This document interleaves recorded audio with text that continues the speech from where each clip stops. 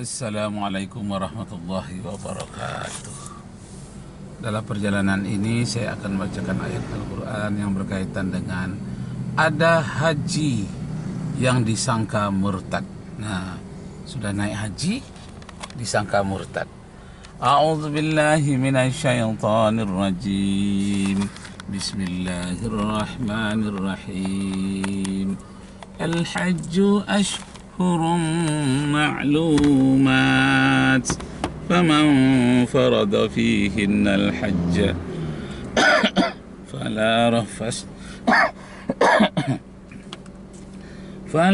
رفس ولا فسوق ولا جدال في الحج وما تفعلوا من خير أن يعلمه الله وتزودوا فإن خير الزاد التقوى واتقوني يا أولي الألباب.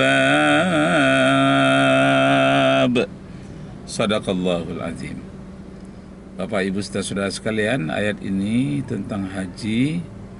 Haji itu al-hajju ashhurum ma'lumat. Diwajibkan orang pergi haji dalam bulan-bulan yang telah ditetapkan. Jadi tidak setiap bulan. Maklumat bulannya sudah ditentukan. Nah, tapi yang menarik bagi saya bukan itu. Yang membuat kejutan adalah ditemukannya beberapa orang haji yang oleh Yusuf Mubulu ditampilkan dia haji yang murtad. Haji yang murtad, na'udzubillahi min zalik. Nah, banyak dalam kisah haji yang murtad itu adalah pada umumnya, ini kejadian yang lain, seorang haji yang menjual tanah dia, lalu separuh lagi tanah orang lain yang tidak tahu siapa pemiliknya, dijualnya juga, dibawanya naik haji, pulangnya dia murtad. Jadi haji yang murtad itu memang dia sudah sesat dari awal. Jadi dia naik haji itu bukanlah berdasarkan ingin mendekatkan diri kepada Allah, tapi karena ingin berwisata, ingin melihat Arab Saudi, lalu tanah orang dijualnya, lalu dibawanya naik haji, pulangnya dia murtad. Na'udzubillahi min zalik. Nah, jadi Bapak Ibu serta saudara-saudara sekalian, kisah orang yang murtad itu bermacam-macam kisahnya. Itu katanya dia mendapatkan mimpi haji yang murtad itu. Padahal dia sudah membawa anak-anaknya sholat, mengingatkan sholatlah nak, sudah itu dia tidak sholat. Kenapa? Dia bermimpi katanya bertemu dengan Nabi Isa, bertemu dengan Yesus, lalu dibacakan ayat, inilah aku jalan yang hidup dan kebenaran. Surat Yohanes, ayat kitab Yohanes pasal 14 ayat 6. Akulah jalan kebenaran dan hidup. Tiada yang sampai kepada Bapa kalau tidak melalui aku. Itu yang menarik. Rupanya tak pandai mengajinya itu haji, tidak bisa baca Al-Quran. Dia pergi haji itu pun dengan menjual tanah orang lain separuh, tanah dia separuh. Akibatnya jalannya tidak benar. Jadi tidak sesuai ucapannya, ihdinas siratal mustaqim, tunjukilah aku jalan yang lurus. Ternyata dengan jalan menjual tanah orang itu adalah jalan yang tidak lurus. Nah, karena awalnya berangkat dengan jalan yang tidak lurus, dibawanya kepada jalan yang lurus, akhirnya bermasalah juga di ujung jalan.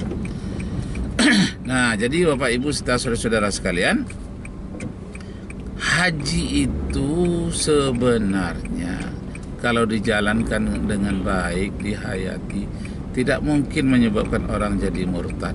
Berarti ada sesuatu, entah makanan yang tidak halal yang dimakannya, entah uang yang tidak halal dipergunakannya, sehingga dia menjadi murtad. Ini mencoreng nama haji-haji yang lain, mencoreng nama umat Islam. Sungguh sangat memalukan. Kenapa sangat memalukan? Masa seorang haji bisa murtad? Na'udzubillahi min zalik. Nah, kemudian ada pula yang mengatakan batu hitam itu disembah katanya setelah dia naik haji. Na'udzubillahi min zalik. Selalu saya ungkapkan dalam syair, batu hitam itu tidaklah disembah, hanya tempat penyatuan arah, agar mudah dalam beribadah, umat tidak terpecah belah. Begitu. Saya ulangi sekali lagi. Batu Ka'bah tidaklah disembah, hanya tempat penyatuan arah, agar mudah dalam beribadah, umat tidak terpecah belah. Jadi sebagai apa batu itu bukan disembah? Enggak. Batu Hajar al-Aswad dan batu Ka'bah itu adalah sebagai saksi. Nah, sebagaimana dalam kitab Joshua juga dia meletakkan batu di bawah pohon besar, lalu dia sholat di sana untuk prasasti bagi anak cucu di belakang hari. Sama dengan batu tembok ratapan Yahudi, bukan dia menyembah batu itu, tidak. Itu hanya sebagai titik yang dapat dikenang oleh anak-anak cucu di belakang hari. Nah, jadi batu Ka'bah itu sebagai saksi ketika sampai di akhirat nanti. Dia merekam siapa yang berhaji, yang niatnya ikhlas beribadah kepada ilahi. Nah, itu dia. Jadi kembali lagi soal haji yang murtad itu tadi, itu adalah haji yang tidak pandai mengaji, tidak pandai baca Al-Quran, dan kemudian mungkin uang haram digunakannya untuk naik haji, atau kepada anak cucu dan keturunannya dia berikan uang-uang yang haram, entah hasil korupsi, entah hasil apa lagi kita tidak tahu. Tapi ada sesuatu yang tidak beres, sehingga haji menjadi murtad. Bergelarlah haji murtad. Dia sendiri tidak tahu, katanya, tak pernah terhayalkan dalam hidup saya bahwa saya akan menjadi pendeta, katanya. Menjadi pendeta pula seperti itu. Umurnya sudah tua. Saya sudah tua begini, tak terbayangkan oleh saya. Rupanya dia lupa. Entah batu yang dibangunkan ke rumahnya itu yang sedang berzikir di dalam sungai diambil, diikat dengan hasil semen, hasil korupsi. Tentu batu-batu itu mengutuknya. Wahai Pak Haji, aku sedang berzikir di sungai, diambil lalu dibuat untuk menjadi bahan bangunan rumahmu, diikat dengan semen hasil korupsi. Tentulah dia menjadi haram pula. Karena batu-batu itu berzikir, pasir-pasir berzikir, air pun berzikir kepada Allah.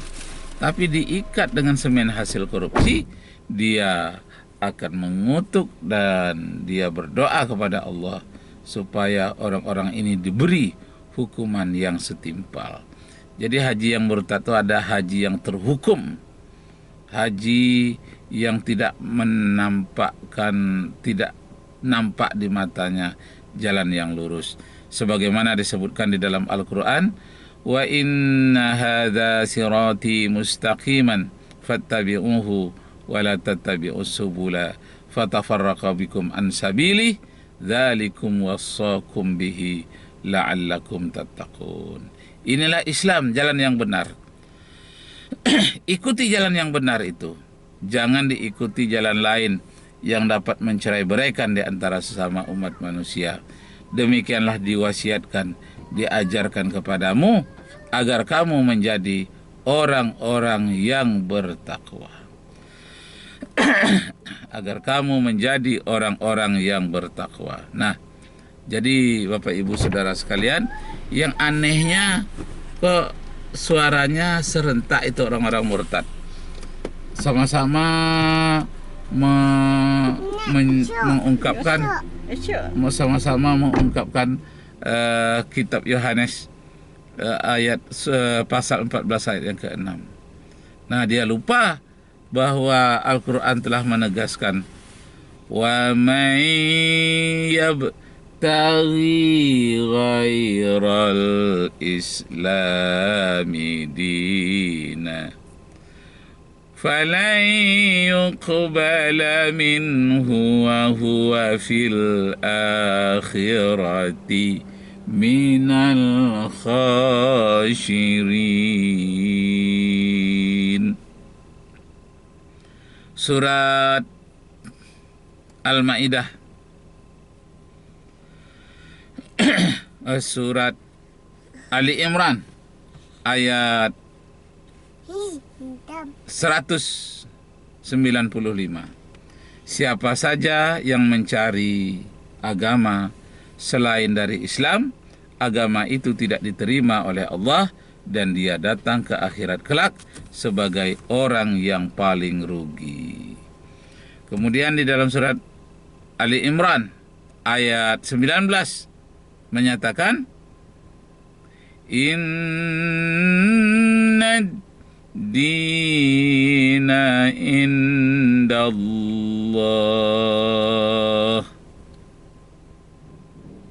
Inna dina indallahil Islam.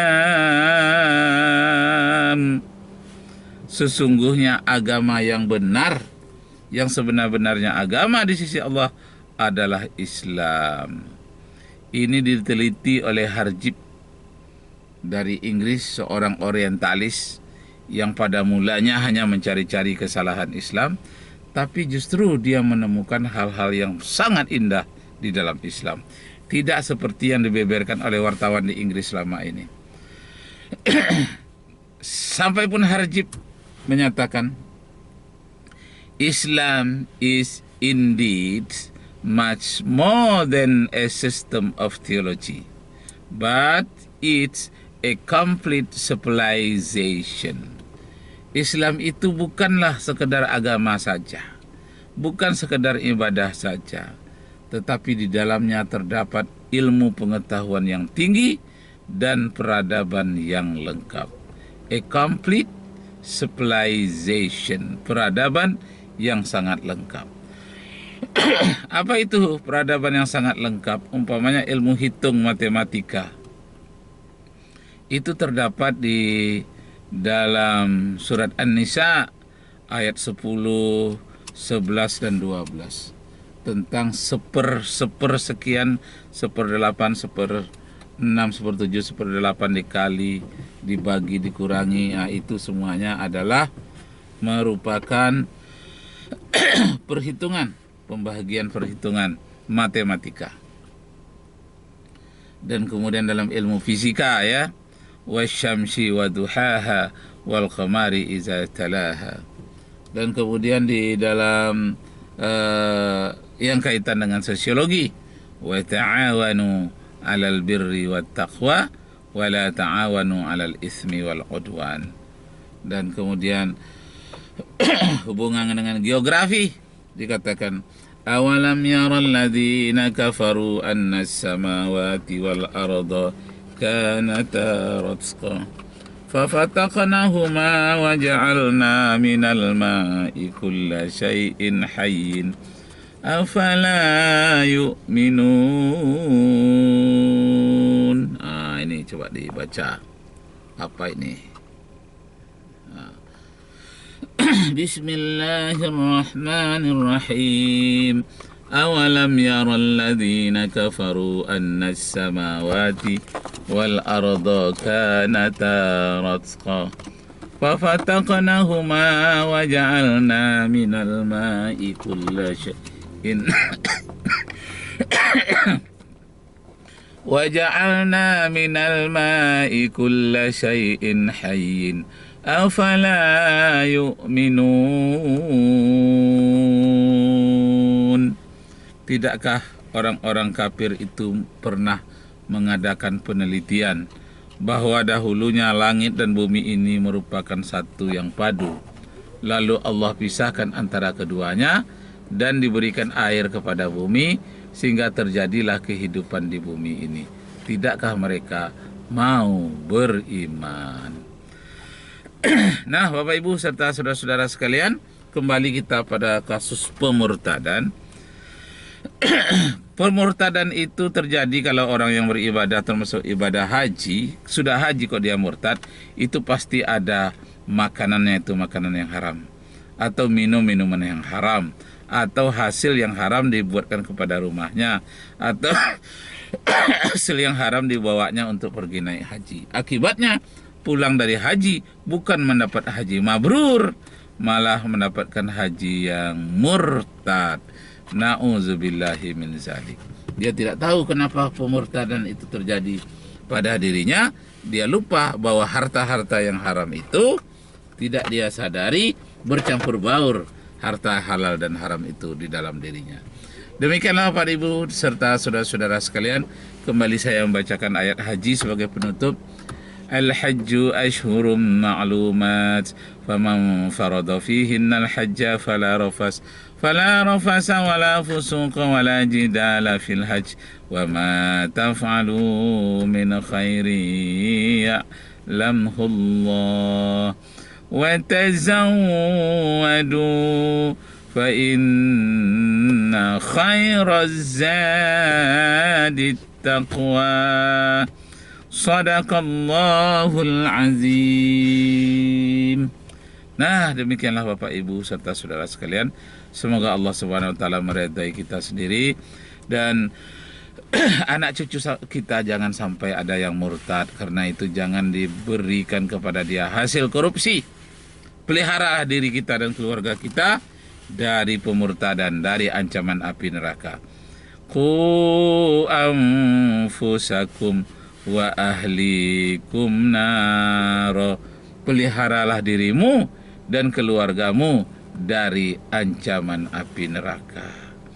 Janganlah sampai menjadi murtad. Murtad itu menjadi orang syirik. Inna syirka la zulmun azim. Sesungguhnya perbuatan syirik itu adalah merupakan kezaliman yang sangat besar.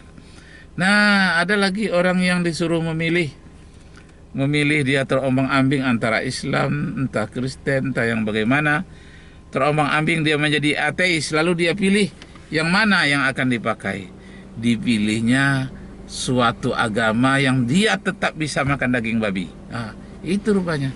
Tak peduli agama apapun, dia masuk asalkan agama itu membolehkan daging babi. Memakan daging babi dipilihnya lah agama yang membolehkan daging babi. Ternyata di dalam ajaran Nasrani daging babi itu diharamkan.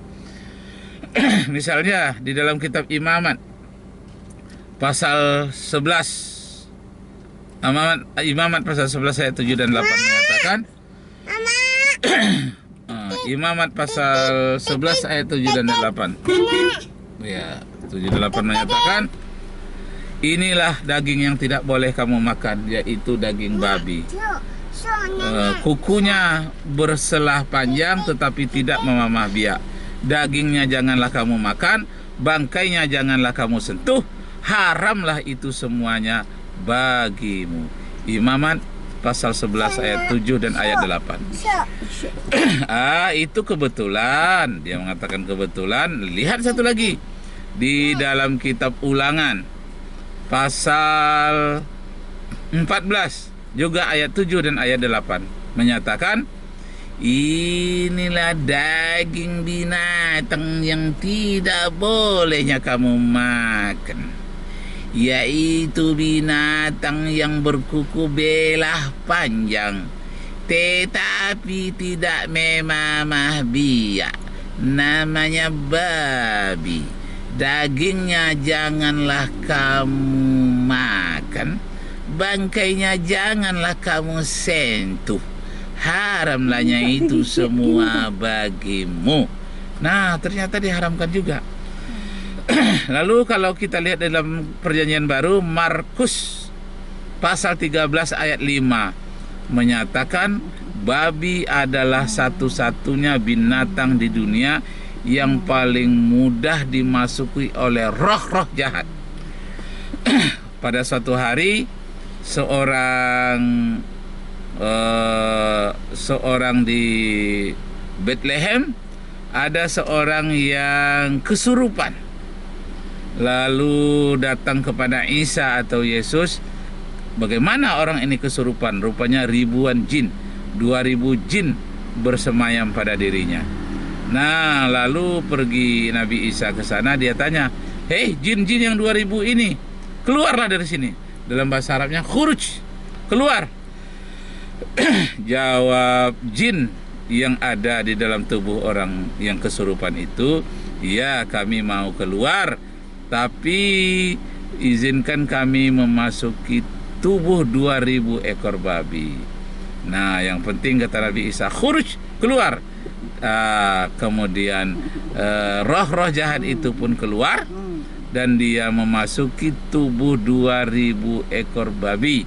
Dan 2000 ekor babi itu dihalau ke dalam danau Babylon, sebahagian mati.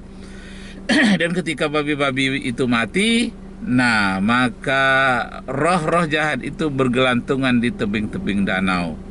Nah, itulah sebabnya kata orang, hati-hati kalau camping, termasuk anak pramuka, menwa atau apapun yang pelatihan di pinggir danau, hati-hati bacalah ayat surat Al-Falaq dengan surat An-Nas, karena banyak bergelantungan di sana roh-roh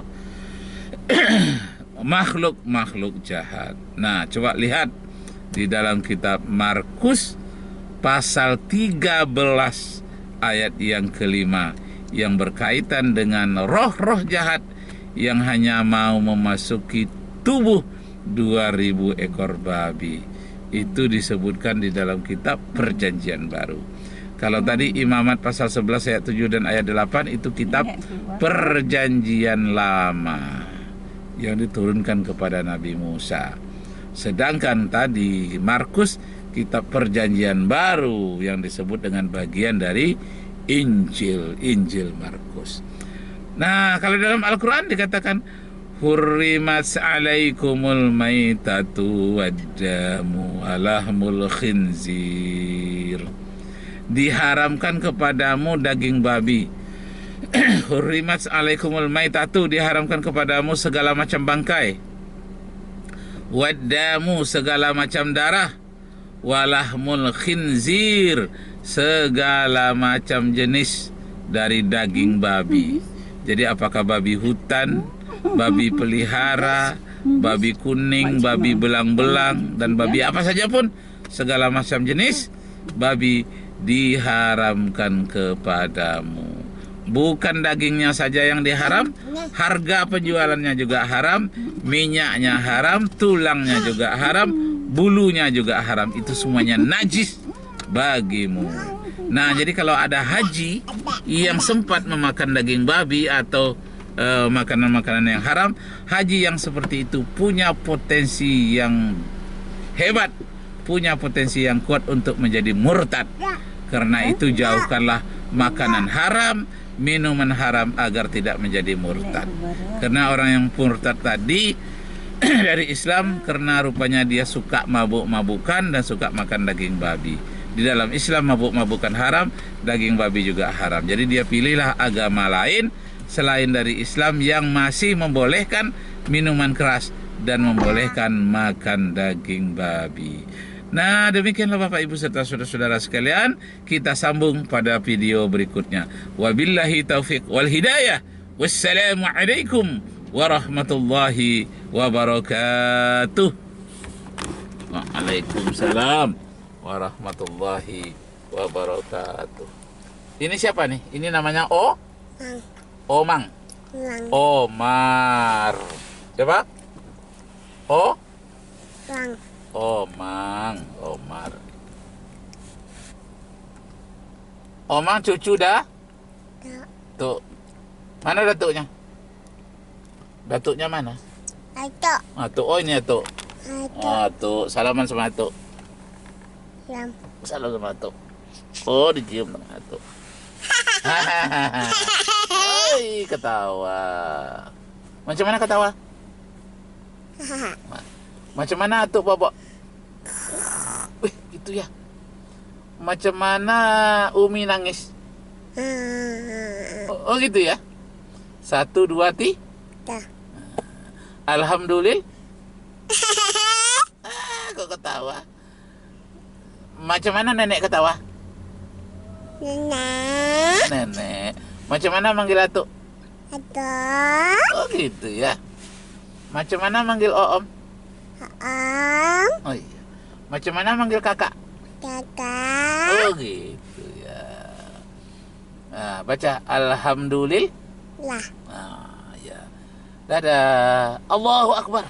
Obat. Kuat. Allahu Akbar. Obat. Obat. Tato. Tato. Tato. Apa yang tato? Ingkus. Ingkus. Tato. Tato. Tato. Tato. Tato. Tit. Itu apa itu? Ini apa? Itu. Tutu. Tuh. Susu. Bisa. Macam mana Omar nangis? Macam mana Omar ketawa? Oh, iya. Ya, terima kasih. Tuh. Ya. Tuh. Tuh. Buka pintu.